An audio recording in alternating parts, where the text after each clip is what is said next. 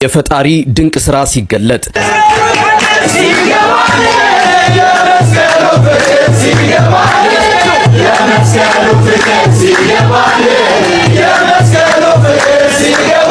አይኔን ባይኔ አየሁኝ ደግሜ ራሴን ካብራኬ ተከፋይ ልጅን ሰጠኸኝ ስለ ማስተር አብነት ሌባ ነው። ደግሞ አለው ማስተር አብነት ሌባ ነው። አዳምጡ በስነ ስርዓት። ራሱን ገመድ መያዝ እኮ ትችላላችሁ። ይሄ ያልተገባ ንክኪ በነገራችሁ ላይ ወንጀል ነው። ይሄ ብልግና ብቻ ሳይሆን ወንጀል ነው። ነገር ግን ሶሻል ሚዲያ ላይ የሚነሱ አሉባልታ የሆኑ ወሬዎች፣ ትክክል ያልሆኑ መረጃ ያልተያዙ ሰላም የተከበራችሁና የተወደዳችሁ የዩቲዩብ ቻናል ቤተሰቦቼ ኢትዮጵያውያን፣ ኤርትራውያን በአገር ውስጥም በውጭም ያላችሁ በቅድሚያ የከበረ ሰላምታዬን እያቀረብኩ ዛሬም ከአዳዲስ ቪዲዮዎች ጋር መተናል። ቪዲዮዬን ላይክ በማድረግ እንዲሁም ለቻናሌ አዲስ የሆናችሁ ቻናሌን ሰብስክራይብ በማድረግ እና የዚህ ቻናል ቤተሰብ በመሆን እንዲሁም አቀራረቤ ላይ ያላችሁን ሐሳብና አስተያየት ወንድማዊ እህታዊ ምክራችሁን ይሄኛው ነገር ቢስተካከል ይሄኛው ደግሞ ጥሩ ነው ቀጥልበት የምትሉት ማንኛውም ሐሳብ ነገ የተሻለና ጥሩ ቪዲዮዎችን ይዤ እንድመጣ ስለሚያግዘኝ ይሄንን ነገር በማድረግ አበረታቱኝ። ወደ ቪዲዮቹ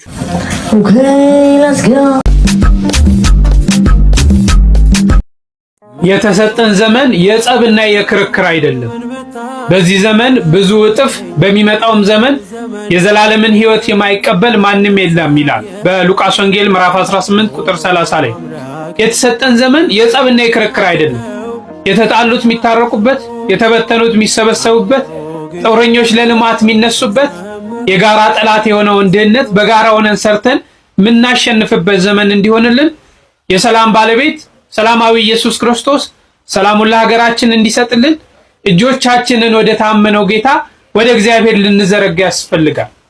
በዘር ደዌ ታመው መንደር ውስጥ ያሉትን ፈውስ መንፈሳዊ አግኝተው የጥላቻ አጥር ውስጥ ታጥረው ያሉትን አጥሩ እንዲፈርስላቸው የዘረኝነት ግንብ ፈርሶልን አንድነታችን፣ ሰላማችን፣ ፍቅራችን በስቶልን እንድንኖር የኢትዮጵያ አምላክ ዘመኑን ይባርክልን።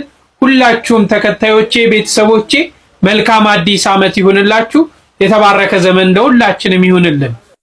ወንድማችን ያነሳቸው ሐሳቦች ሙሉ ለሙሉ ትክክል ናቸው ብዬ አስባለሁ። ምክንያቱ ደግሞ እንግዲህ ወሩ ገና ዓመቱን ሀብለን የምንጀምርበት የመስከረም ወር እንደመሆኑ ይህ ወር ደግሞ የተለያዩ ሃይማኖታዊ ባህላዊ በዓሎች የሚበዙበት ወይም የሚከበሩበት ወር እንደመሆኑ በእነዚህ ወራት ደግሞ ፍቅር በዓል ሲባል መተሳሰብ በዓል ሲባል ደስታ ነውና ከነዚህ ከደስታ ከፍቅርና ከመተሳሰብ ጎን ለጎን ደግሞ እነዚህ ነገሮች ታሳቢነት ማድረጉ ጠቃሚነቱ ጥሩ ነው ወይም ደግሞ ጥቅሙ ያመዝናል ብዬ አስባለሁ። ቤተሰቦች እናንተስ በዚህ ሐሳብ ተስማማላችሁ ወይስ አትስማሙም? ያላችሁን ሐሳብና አስተያየት ኮሜንት ሴክሽን ላይ በማጋራት እንግዲህ ሐሳባችሁን አሳውቁኝ።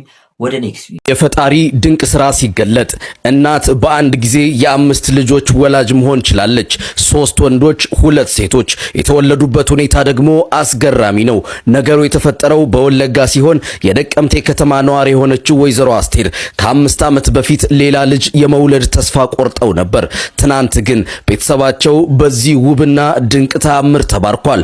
ባለቤታቸው አቶ ተመስገን ከፍተኛ ደስታ ቢሰማቸውም 5 ጨቅላ ሕፃናትን በአንድ ጊዜ ማሳደግ ትልቅ ፈተና እንደሚሆንባቸው ያላቸውን ስጋት ገልጸዋል። መልካም ጊዜ። እንደዚህ አይነት አጋጣሚዎች እንግዲህ ከስንት አንድ የሚፈጠሩ አጋጣሚዎች ናቸው። እናንተስ በቅርብ ወይም በዙሪያችሁ ካሉ ሰዎች እንደዚህ አይነት ነገር ሰምታችሁ ታውቃላችሁ? እስኪ ሐሳባችሁን ኮሜንት ሴክሽን ላይ ጻፍ ማድረግ እንዳይረሳ።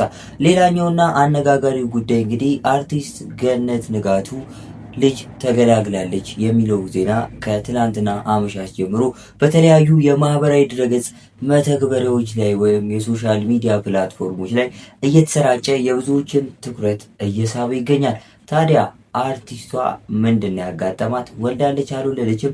አንድ ቪዲዮ አለ፣ እሱን ተመልክተን የምንመለስ ነው የሚሆነው። ወደ ቪዲዮ። የገኒ ቤተሰብ ሪያሊቲ ሾው ተከታታዮችና አድናቂዎቻቸው የሆናችሁ በሙሉ እንኳን ደስ ያላችሁ። ገኒ 5ኛ ልጃቸውን በሰላም ተገላግላለች። ረዳት ፕሮፌሰር ሙልጌታ ጀዋሪና አርቲስት ገነት ንጋቱ የተዋወቁት እሱ የዩኒቨርሲቲ አስተማሪዋ እሷ ደግሞ ተማሪው ሆና ነበረ። ቲያትሪካል አርት ነበር እሱ የሚያስተምረው። እናም ከዛ በኋላ በትዳር ተጠቃለው 15 ዓመታት ያህል በትዳር ቆይተው 4 ልጆችን ወልደው ማለትም አንድ ሴትና 3 ወንድ ልጆችን ከወለዱ በኋላ ትዳራቸው በፍቺ ተቋጭቶ ነበረ። ተፋተው እንኳን ፍቅራቸው ያልቀነሰ ሰዎች በሚል መነጋገሪያ ነበሩ። እንደምታስታውሱትም ከ5 ወራት በፊት ሁላችንንም ሰርፕራይዝ ባደረገ መልኩ ከ14 ዓመት በፍቺ መለያየት በኋላ የእግዚአብሔር ጊዜ ሲደርስ እሱ ሁኔ ያለው አይቀርምና በመጨረሻም ገኒ ነፍሰ ጡር ሆና የ4 ወር አካባቢ ማለት ነው ዳግም ጋብቻቸውን ቤተሰቦቻቸው ልጆቻቸውና ወዳጆቻቸው በተገኙበት ቆንጆ ሪዞርት ውስጥ ፈጸሙ። ይሄው ከ5 ወር በኋላም 5ኛ ልጃቸውን እግዚአብሔር ሰጣቸው። ለእግዚአብሔር እንግዲህ ምን ይሳነዋል? ገኒ እንደምታስታውሱት 50ኛ ዓመቷን በቅርቡ አክብራለች። ገኒ አርግዛለች የሚባል ወሬ ሲነሳም ሰዎች ኧረ ውሸት ነው ሲሉ የተጠራጠሩት ገኒ እኮ 50 ዓመት ወይም ከዛ በላይ ይሆናታል ብለው ነበረ። ነገር ግን እንግዲህ ሆነ። እንዴት ይሆናል ላላችሁት ሆነ። በእግዚአብሔር ተቻለ። ስሙ የተመሰገነ ይሁን። ተስፋ የለውም የተባለው ትዳር ለፍሬ በቃ። እንኳን ሌላው ሰው ይቅርና እነሱ ራሳቸው ተስፋ የለውም ብለው ተስፋ ቆርጠው ነበረ። ልጆቻቸውም ዳግም በተሞሸሩበት ቀን ሞክረን አቅቶን ነበረ፣ ነገር ግን በእግዚአብሔር ቀን ተሳካ፣ እግዚአብሔር ባለው ቀን ሆነ ብለው በደስታ እያለቀሱ አይተናቸዋል። ጭራሽ ደግሞ አሁን ሌላ ልጅ ተወለደላቸው። እግዚአብሔር ይመስገን። በተረገዘው ልጅና በሌሎቹ ልጆች አማካኝነት ዳግም አንድ ሆኑ። በተለይ ደግሞ መክሊት ብዙ ለፍታለች አባትና እናቷን አንድ ላይ ለማድረግ ለማስታረቅ ማለት ነው። አባቷ የምርቃቷ ቀን ከሰማችሁት ዳኛዬ እያለ ነበር የሚጠራት። የሚገርመው ነገር ደግሞ በህግ ነው የተመረቀችው፣ የመጀመሪያ ዲግሪዋን የያዘችው። እናም የመጀመሪያ የዳኝነት ስራዋን በወላጆቿ መሃል ሰርታ ውጤት አስመዝግባለች።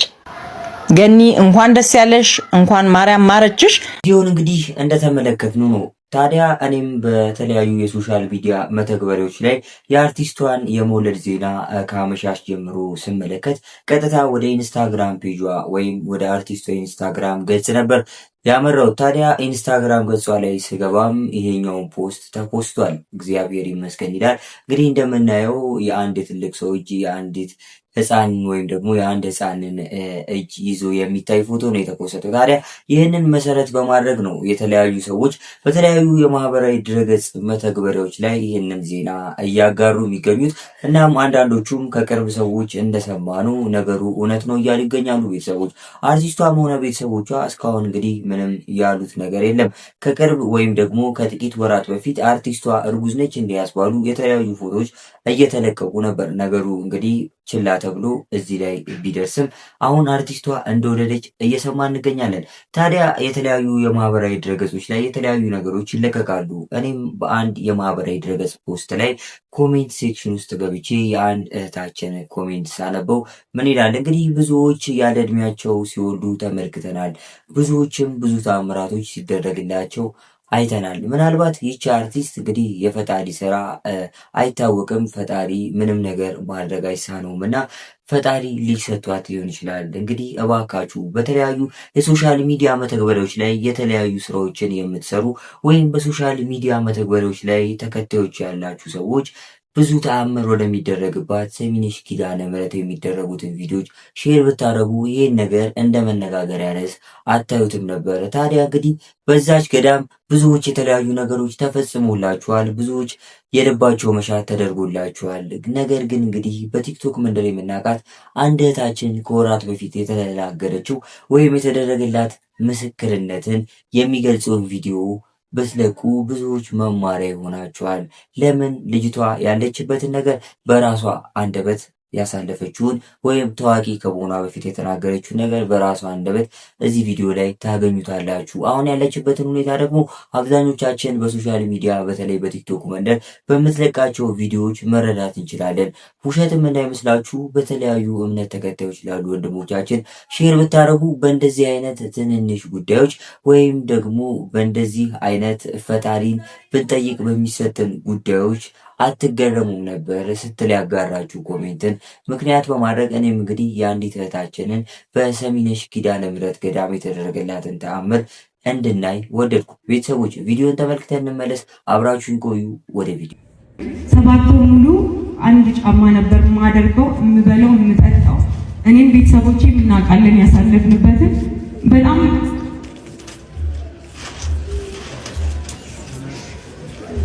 ከባድ ችግር ውስጥ ነበርኩ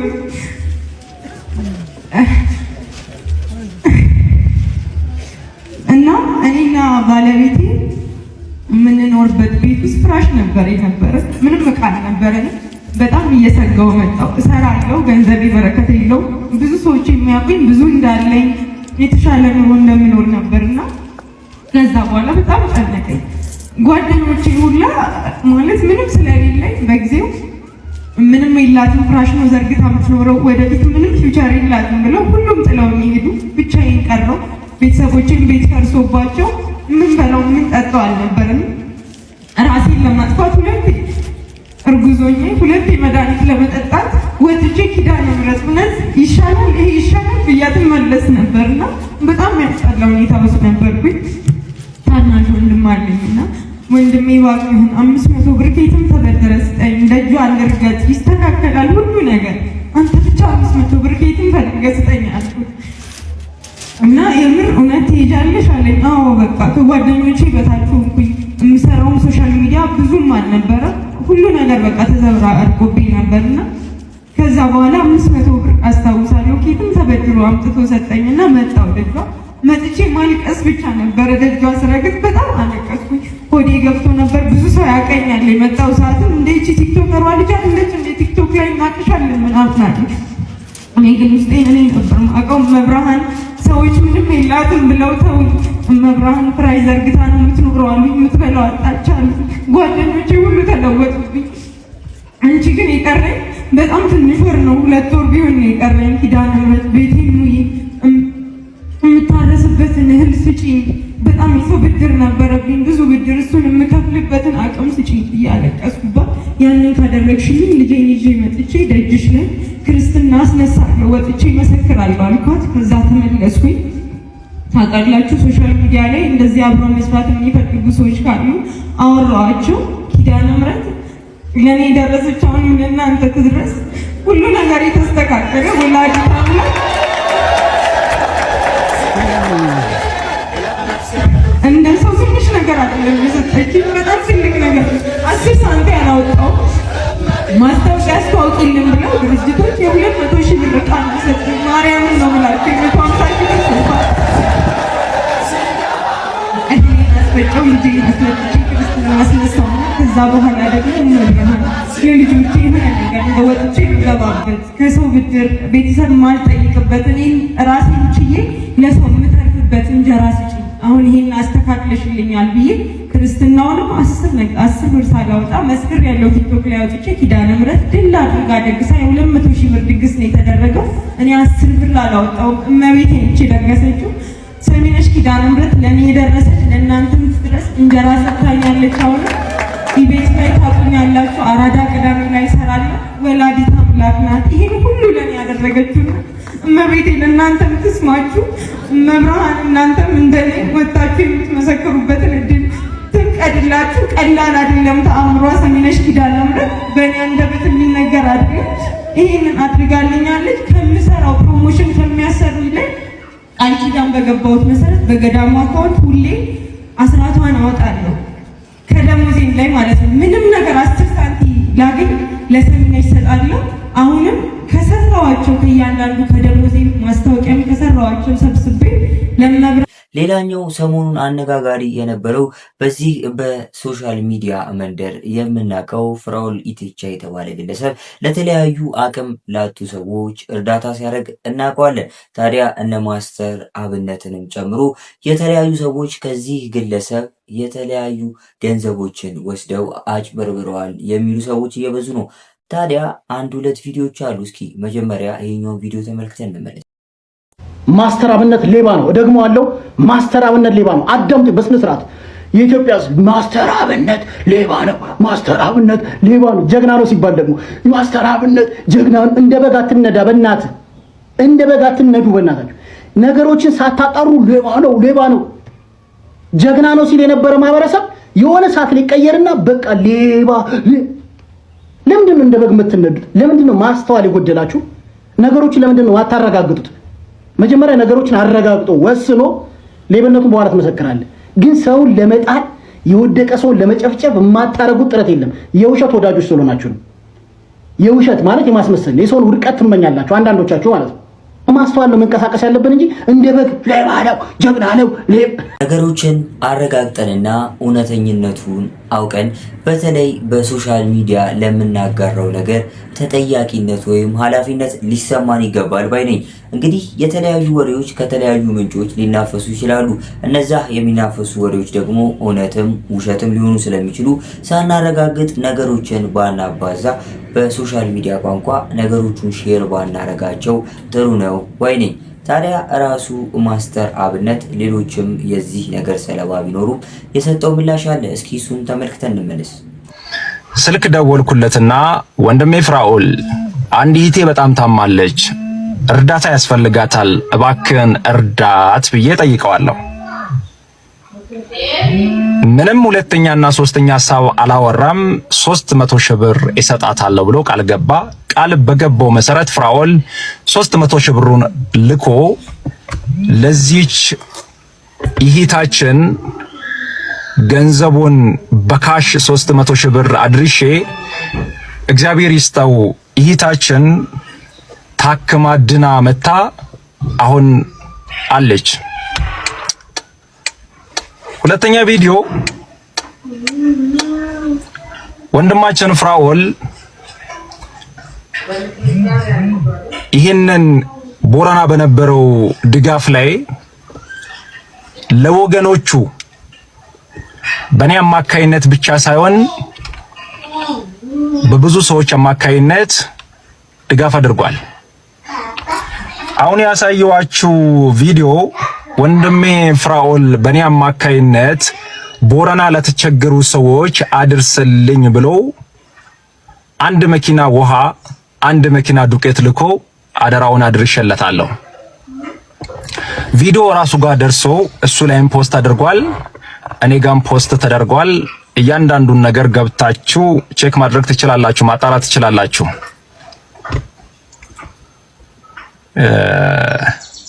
ያለ እውነት ይሄ ነው። አንዳንድ ግን ተቆርጦ የሚወጡ ቪዲዮዎችን ለማየት የሞከርኩት ፍራኦል ማስተር አብነት ጋር የላከውን ገንዘብ አደራውን አላደረሰም የሚሉ ቪዲዮዎችና ፌስቡክ ላይ የሚጻፉ ጽሁፎች ናቸው። እኔና ፍራኦል በዚህ ልክ የምንተማመን፣ በዚህ ልክ ግልጸኝነት በሞላው ሁኔታ ለተቸገሩ ወገኖች የምንደርስ አንድም የተቀላቀለ የተበረዘ ክፉ ነገር ሳይኖር በንጹህ እጃችን አገልግለናል ለብዙዎች። ቦረና ላይ በነበረው ድርቅ ጊዜ ፍራኦል በእኔ አማካይነት ብቻ አይደለም እርዳታ የሰራው፣ ብዙ ሰዎች አማካይነት ቤቱን ከፍቶ እያስተባበረ ለወገኖቹ ደርሷል። በዚህ አጋጣሚ ላመሰግነው እወዳለሁ እውነት ለመናገር።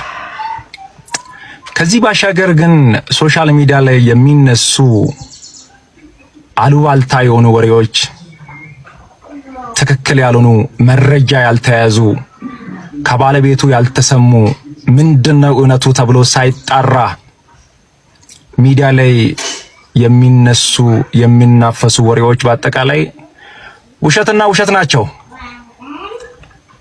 ወንድሜ ፍራኦልም በዚህ ጉዳይ ላይ አጠር ያለ ሐሳብ እንደሚሰጥና ነገሩን ለእናንተም ክሊር እንደሚያደርግ ተስፋ አደርጋለሁ። በዚህ ሐሳብ ላይ አንድ አጠር ያለ ነገር ማንሳት የሚፈልገው ሪከርድ ተደርጎ በወጣው ቪዲዮ ላይ ፍራኦልም ቢሆን ማስተር አብነት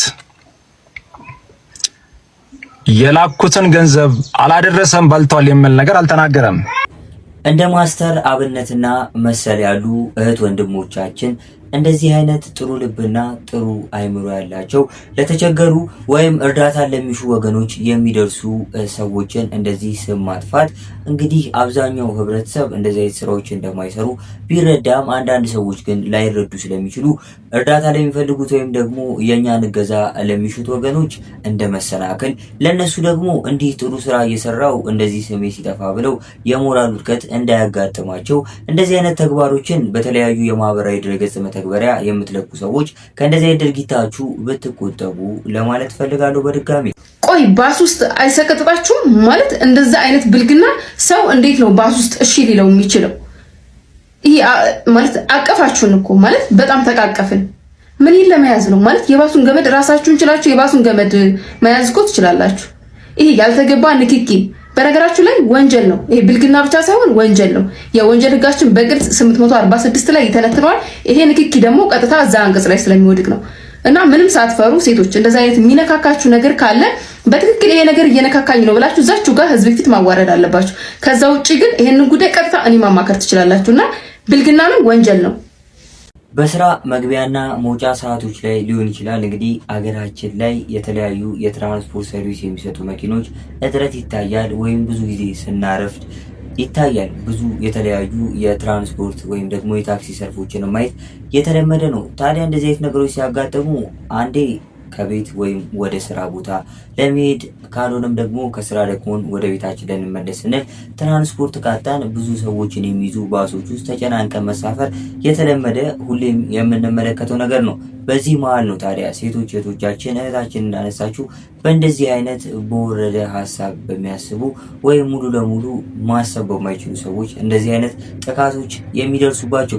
ስለዚህ እሱ ያነሳቸዋቸው ሀሳቦችን ሙሉ ለሙሉ ተግባራዊ ቢደረግ ነገሩ ይቀንሳል፣ አሊያም ሊጠፋ ባይችል እንኳን ነገሩ በጣም ሊቀንስ ይችላል። እንደዚህ አይነት ተግባሮችን የሚፈጽሙ ሰዎች እየቀነሱ ሊመጡ ይችላሉ ብዬ አስባለሁ። እናንተ በዚህ ጉዳይ ምን ሀሳብ አስተያየት አላችሁ? ሀሳብ አስተያየታችሁን ኮሜንት ሴክሽን ላይ ያሳውቁኝ። ታዲያ እንግዲህ የዛሬው አነጋጋሪ ርዕሳችን ያው ገነት ንጋቱ የምንወዳት አርቲስት በዚህ እድሜዋ ልጅን ተገላግላለች የሚሉት ዜናዎች ነበሩ። የተለያዩ ከሱ ጋር ተያያዥነት ያላቸው ቪዲዮዎች ተመልክተናል ቤተሰቦች። በስተመጨረሻ እንግዲህ አባታችን አባ ገብረ ኪዳን ልጅ ስጠን ስንል ፈጣሪያችንን ልጅ ስጠን ብቻ ሳይሆን ማለት ያለብን ይህንንም ነገር ማድረግ አለብን ብለው ያስተምራሉ። እስኪ ምንድነው? ቪዲዮን ተመልክተን እንመለስ። ልጅ ያጣችሁ ሰዎች ካላችሁ ስትለምኑ አብራችሁ ልጅ ስጠኝ ብቻ ተብሎ አይጸለይም። በልቶ የማይጠግም ተነግሮ የማይሰማ እግዚአብሔርን የሚክድ በእናንተ የሚያስፈርድ ልብ የሌለው ብቻ ልጅ ሊሰጣችሁ ይችላል። እግዚአብሔር እንደዚህ አድርጎ አይሰጥም። ሰይጣን ግን እንዲህ ያደርጋል እንጂ። ስለዚህ እንደሚባለው የማይረባ ልጅ ከሆነ ማህፀኔን ዝጋው ነው የሚባለው። የሚረባ ልጅ ከሆነ ግን ስጠኝ፣ አንተ ጋር በቀኝ የሚያቆም ልጅ ስጠኝ። አያችሁ፣ ልጅ ያጸድቃል። ልጅ ውለዱ። ያገባችሁ ሰዎች ልጅ ውለዱ። ማምላክን ደግሞ አግብታችሁ ሲያበቃ ሳትወልዱ ቁጭ አትበሉ። ልጅ ማሳደግ ራሱን የቻለ ቅድስና ነው፣ አገልግሎት ነው። ልክ እንደ ክህነት፣ ልክ እንደ ምንኩስና፣ እንደ ዲቁና ልጅ ማሳደግም አንድ የቤተ ክርስቲያን አገልግሎት ነው። እግዚአብሔርን የማምለክ አንዱ ክፍል ነው። ልጅን ማሳደግ እንደ ሰዓታት፣ እንደ ቅዳሴ የቤተ ክርስቲያን አገልግሎት ነው። ዝም ብሎ እንደ በሬ እያደለው ማሳደግ አይደለም። እያስተማሩ ማሳደግ ጽድቅ ነው። ተርቦ ተጠምቶ ማሳደግ በልጅ ይጸደቃል እኮ። አታውቁም እንዴ? አዳም እኮ በልጁ ነው የጸደቀ አይደለም እንዴ? ድንግል ማርያም የማን ልጅ ናት? የአዳም። ከድንግል ማርያም ማን ተወለደ? ክርስቶስ ነው። አዳም በልጁ ጸደቀ። አባታችን የተናገሩት ሀሳቦች ሁላችንም ልናቀው የሚገባ ትክክለኛ ሀሳብ ነው ብዬ አስባለሁ። ቤተሰቦች እናንተ እስከዚህ ነገር ምን ተማራችሁ? ሀሳብ አስተያየታችሁን ኮሜንት ሴክሽን ላይ ጻፍ በማድረግ አጋሩኝ። ለዛሬ ይዤላችሁ የመጣኋቸው ቪዲዮዎች እነዚህን ይመስሉ ነበረ። ቪዲዮዎቹን እንደወደዳችኋቸው አልጠራጠርም። ቪዲዮን ላይክ ያላደረጋችሁ ቪዲዮን ላይክ በማድረግ እንዲሁም ለቻናሌ አዲስ የሆናችሁ ቻናሌን ሰብስክራይብ በማድረግና የዚህ ቻናል ቤተሰብ በመሆን እንዲሁም አቀራረቤ ላይ ያለብኝን ጠንካራም ሆነ ደካማ ጎን ኮሜንት ሴክሽን ላይ ወንድማዊ እህታዊ ምክራችሁን በማጋራት ነገ የተሻለና ጥሩ ስራዎችን ይዤ እንድመጣ አበረታቱኝ። በቀጣይ ባሪፍ እና በተመረጡ ቪዲዮዎች እስከምንገናኝ መልካም ጊዜ። እወዳችኋለሁ። አመሰግናለሁ።